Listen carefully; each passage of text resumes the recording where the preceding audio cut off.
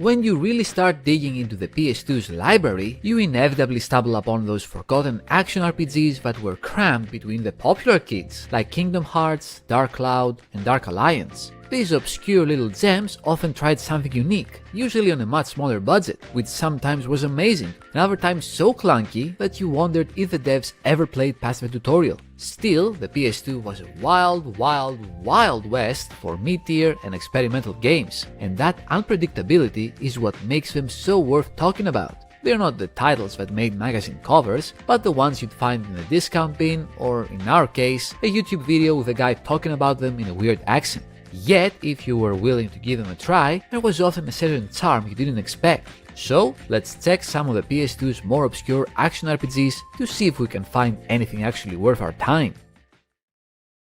Let's start with Evergrace, which was technically a launch title. It's an action RPG that looks and feels like a PS1 game that accidentally found its way to the PS2. The graphics were blocky even for the time, the voice acting was similar to low-budget porn, and the combat had all the grace, Evergrace, of trying to throw a punch in your dreams. Yet there was this strange atmosphere to it. It had a surreal soundtrack that sounded like someone locked a jazz band and a synth composer in separate rooms and told them to collaborate telepathically, and an equipment system that lets you dress your character in what felt like random rags and backstage theater supplies. What really stuck with people though was the sheer oddness of it all. Leveling stats was too cliché. Here you were leveling your outfits, your boots, your gloves, your headgear, everything had a level bar tied to it. It felt clumsy, but it also made you strangely attached to whatever ugly set of clothes you had on, like you were curating the world's most fashionable homeless person. It was awkward but fascinating, and just broken enough to keep you playing longer than you expected. Then you had Ephemeral Fantasia, another early PS2 attempt that felt like the developers had their hearts in the right place, but their liver upside down. I mean, the idea was good, the rest, not so much. The premise was neat though, a time loop island adventure with a cursed musician protagonist. But the execution? Let's just say the island's real curse was having to repeat clunky battles and watching stiff animations until you'd rage quit, TSP style. The looping mechanics sounded fantastic on paper, like a JRPG spin on Majora's Mask, but the reality was not as fantastic. You'd find yourself repeating awkward jobs, getting lost in the island's strange maps, and cursing the fact that the combat system moved slower than a turtle with a broken leg. Pretty fucking slow. And yet, for all its flaws, there was something compelling in how ambitious it was. You had music actually playing a role in the story, quirky NPCs with their own routines, and that lingering sense that had it cooked for another year in development, this might have been one of the PS2's most fascinating oddballs. Instead, it became a sort of cult curiosity, a game you appreciate more for what it tried to do rather than what it actually did. Of course, if you dig even deeper, you find the ones that were actually fun, despite their obscurity. Dawn of Mana is a good example, since it tried to reinvent the Seiken Densetsu series with a physics-based combat system that was basically throw a bunch of random shit at your enemies. Tables, pots, bushes, barrels. If it wasn't nailed down, you could weaponize it.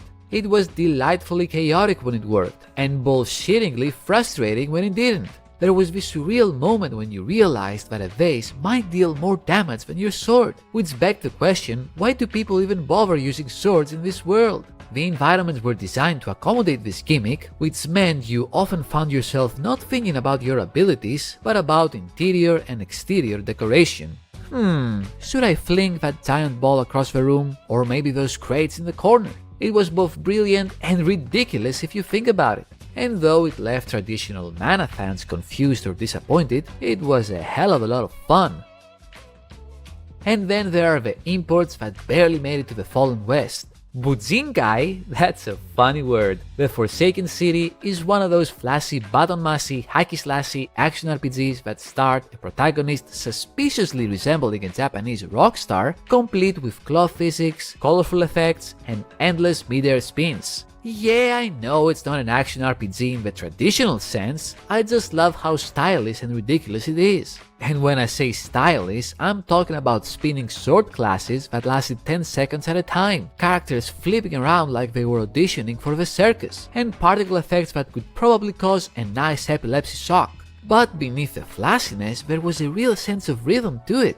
Combos weren't about random button mashing so much as finding that flow, that smooth connection from one spin to the next, until you were carving through enemies like a graceful blender. It was short, flashy, and didn't have much depth. But for its short duration, you felt like you were in a stylish martial arts film, but forgot it was technically an RPG, because you could level up your stats and shit. That counts as an RPG, right? The real joy of exploring these forgotten action RPGs is that sense of unpredictability. Unlike the big budget releases where you knew more or less what you were getting, the obscure ones could swing wildly between inspired and just a bunch of nonsense. You might pop in a game like King's Field, the Ancient City, and find yourself trudging through the grandfather of what would eventually evolve into Dark Souls. It's slow, clunky, and about as user-friendly as a colonoscopy, but if you're patient enough, there is an oddly hypnotic atmosphere in its dungeons. Every hallway feels like it's actively judging you, and every encounter feels like the game is whispering, "Come over here and kiss me on my hot mouth. I'm feeling romantical." But push through the abysmally slow pacing and you find a game that rewards obsession, one that's more about atmosphere and dread than flashy combos. On the other end, you might try something like Drakengard, which looks like a dragon riding Dynasty Warriors clone until you realize the story is spiraling into apocalyptic madness, and you've accidentally stumbled into one of the most disturbing plot lines the PS2 has to offer. It's like the developers wanted to make an ARPG about a child killer, a child eater, and a child molester fighting against giant babies, and I'm not even exaggerating. By the time you hit the infamous endings, you're questioning whether you should keep playing or just go lie down in a quiet room for a while to escape that wonderful, psychotic soundtrack. In the end, the strange thing is that even the failures have value. They give you a snapshot of a time when developers weren't afraid to take risks on mechanics that might never work again. They experimented with progression systems, hybrid genres, and downright weird aesthetics. Sometimes you'd find a game that looked medieval but played like a clunky anime brawler. Other times it was an anime game that actually really wanted to be a dungeon crawler with a card battle minigame stapled on top.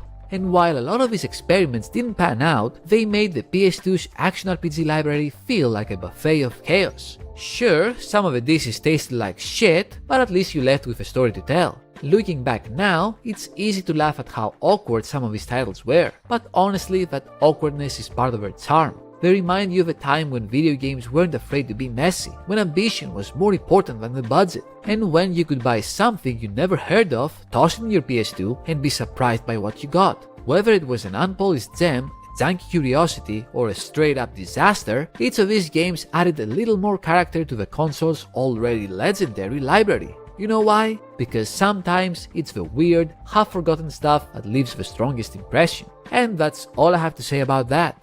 Thank you very much for watching, I hope you enjoyed it. Leave a like if you did, comment your thoughts below, and subscribe for more stuff. You know how it goes. Have a great day, and until next time, take care and have fun.